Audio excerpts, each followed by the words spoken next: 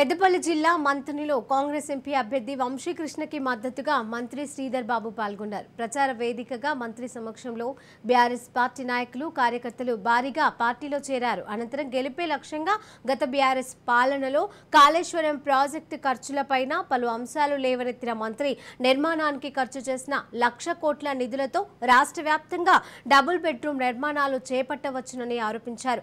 పేదల సంక్షేమమే ధ్యేయంగా ఎన్నికల తర్వాత కులగణన మొదలుపెట్టి సామాజిక న్యాయం చేసి ఆగస్టులో రైతులకు రుణమాఫీ చేస్తామని మంత్రి హామీ ఇచ్చారు. అతలాకుతలమైన ఆర్థిక వ్యవస్థ 7 లక్షల కోట్ల రూపాయలు అప్పు తీసుకున్నారు టిఆర్ఎస్. 1,00,000 కోట్లు మనకు సంబంధించిన బ్యారేజీలు కట్టిండ్రు, మనకు ఒక్క చుక్క నీరు రాకుండా. ఏమైంది? ఆ బ్యారేజీలు కూలిపోయినాయి.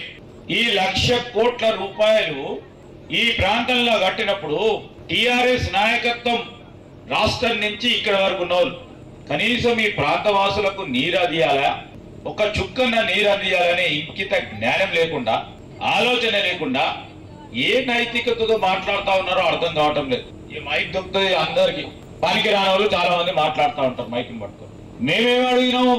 బ్యారేజీలు కడతా ఉన్నారు, మా ప్రాంత వాసులకు సంబంధించిన నీరు ఒక చుక్క కూడా ఇస్తలేరు.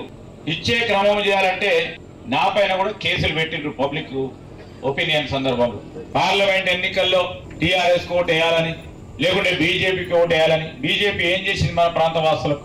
10 సంవత్సరాలు ఉన్నారు. ఇక్కడ ఉన్న యువతకు ఉద్యోగం కల్పించాల్సిన బాధ్యత లేదు. 2 కోట్ల మందికి ఉద్యోగాలు కల్పిస్తామన్న బీజేపీ వాళ్ళు ఇక్కడ కూడా చేయకుండా గుట్టి గాలి మాటలు మాట్లాడి గాలి మోటార్ పై వచ్చే కార్యక్రమం చేసిన సందర్భాన్ని దృష్టిలో పెట్టుకొని